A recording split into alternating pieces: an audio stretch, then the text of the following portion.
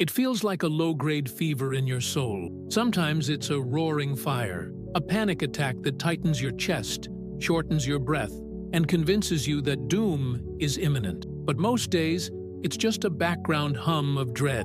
It's the constant checking of your phone. It's the inability to sit still in silence. It's the replay of yesterday's mistakes and the terrifying preplay of tomorrow's potential catastrophes. You are physically safe, sitting in a comfortable room, but your nervous system is reacting as if you are being hunted by a predator. This is the modern condition. We are the most comfortable generation in human history, yet we are also the most anxious. We have traded physical dangers for psychological terrors. We are drowning in information, starving for wisdom, and paralyzed by fear. Before we open the ancient text that claims to have the cure, we need to establish our community here. If you are tired of carrying this weight alone, let us know in the comments where you are watching from. And if you want to align your mind with eternal truth in a world of chaos, click subscribe. We are going deeper than the surface-level advice you hear everywhere else. If you have ever struggled with clinical anxiety,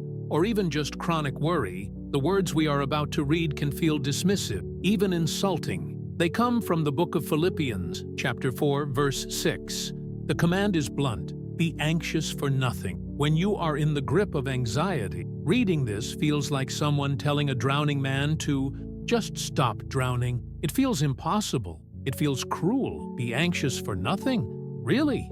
You don't know my finance. You don't know my medical diagnosis. You don't know the mess my family is in. Our immediate reaction is defensiveness. We feel justified in our anxiety. We wear it like armor. We think our worry proves that we care, that we are taking the situation seriously. But before you dismiss this command as naive optimism, you must understand the context. The man who wrote these words, the Apostle Paul, was not sitting on a beach sipping a drink. He was chained in a Roman prison. He was awaiting a trial before Caesar Nero, a maniac known for setting Christians on fire to light his garden parties. Paul was facing imminent, violent death.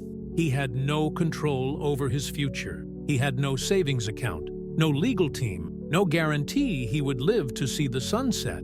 And from that dark, damp pit of uncertainty, he writes to us, "Be anxious for nothing." This changes everything. This is not toxic positivity. This is battle-tested reality. If anyone had the right to be anxious, it was Paul. But he discovered a secret mechanism in the spiritual realm that allowed him to override his biological fear response. He found a way to remain calm when everything around him was falling apart.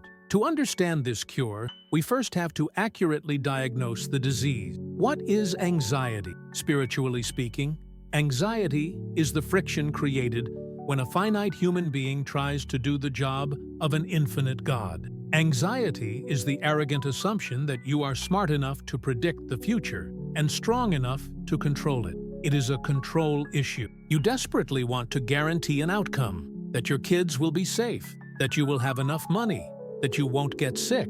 But you live in a fallen world where the only guarantee is that there are no guarantees. You are driving a car that has no steering wheel and no brakes. And anxiety is you white-knuckling the dashboard, screaming, pretending you are driving. You are not driving. You never were. The illusion of control is the fuel of anxiety. The more you try to grip the sand, the faster it slips through your fingers. Paul pushes this even further with the scope of his command. He doesn't say, "Don't be anxious about the small stuff, but feel free to panic about the big stuff."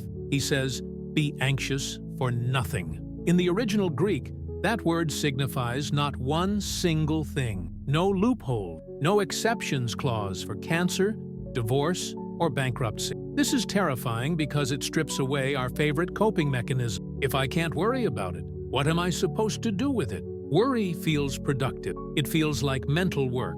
If I stop worrying, I feel irresponsible. This brings us to the edge of a cliff. We have a command that seems impossible to obey, given by a man in impossible circumstance, covering every possible terrifying scenario in our lives. If we are honest, we have to admit, I cannot do this. I cannot just stop being anxious by an act of willpower. Good. That admission of powerless is exactly where you need to be. Because if you can't fix it yourself, you are finally ready for the antidote. Paul doesn't just give a command and walk away. He gives a precise, 3-step methodology for processing the raw sewage of fear into the refined gold of peace. So, here is the prescription. Paul writes, "But in everything, by prayer and supplication, with thanksgiving, let your requests be made known to God." The first step is the shift in direction. Anxiety is a conversation you have with yourself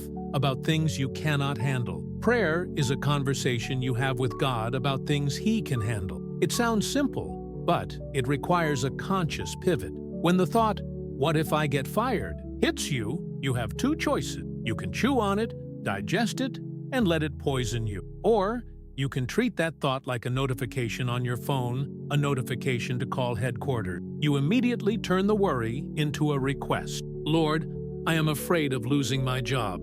I am handing this fear to you. You are my provider." You stop carrying the package and you hand it to the porter. But notice the specific ingredients Paul adds. He says, supplication.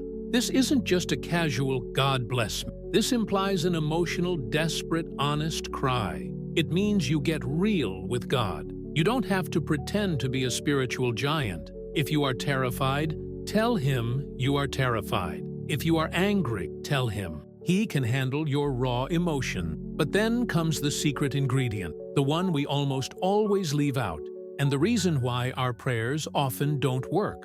Paul adds 3 dangerous words: with thanksgiving. This is the pivot point. This is the circuit breaker. Why in the world would I be thankful when I am in a crisis? Why would I thank God when I am about to go bankrupt? Because gratitude is the only thing that shifts your brain from a scarcity mindset to an abundance mindset. When you are anxious, your mind is hyper-focused on what you lack.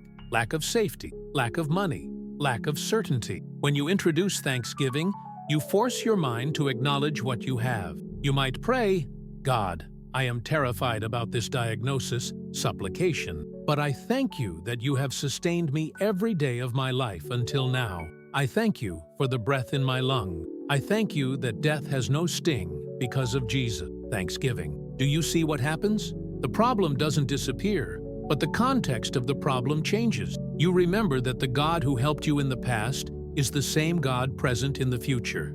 You cannot be simultaneously filled with genuine gratitude and toxic anxiety. They cannot occupy the same space. Gratitude pushes fear out of the room. And now we get to the promise. If you do this, if you trade your worry for prayer and lace it with gratitude, what happens? Verse 7, "And the peace of God, which surpasses all understanding, will guard your hearts and your mind in Christ Jesus." This is not peace with God, which you have through salvation. This is the peace of God. This is God sharing a portion of His own internal tranquility with you. Imagine God sitting on His throne. Is He worried about the stock market?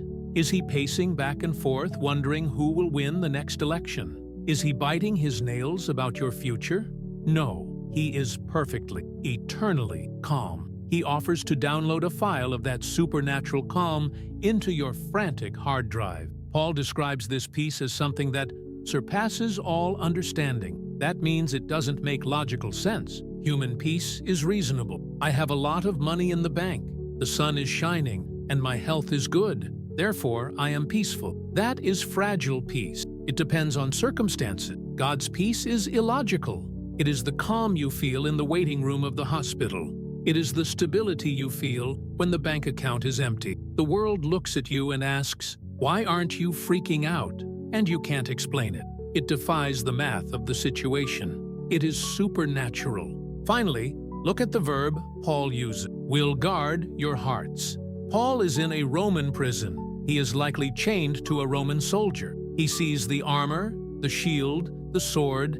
He uses a military term here, phrourase. It means to garrison, to mount a sentry duty. When you pray with thanksgiving, God doesn't just give you a warm, fuzzy feeling. He deploys a regiment of angelic peace to march around your mind. This peace stands at the door of your thoughts. When a lie from the enemy tries to enter, "You're going to fail. You're going to die alone," The peace of God blocks the door and says, "Access denied. That thought does not belong here." This is how Paul survived. This is how he could sing hymns in a dungeon. He wasn't in denial about the chain. He just knew that the peace of God was stronger than the chains of Rome. So, here is your battle plan for today. The next time the low-grade fever of anxiety spikes, do not fight it with logic. Do not fight it with distractions. Stop. Drop the worry. Turn it into a desperate prayer. Find 3 things to thank God for, right in the middle of the storm. And then, watch the guard arrive. Watch the irrational, beautiful peace of God settle over you like a weighted blanket. You do not have to live as a slave to your own nervous system. The door is open. The guard is ready. Hand over the control you never really had, and receive the peace you have always wanted.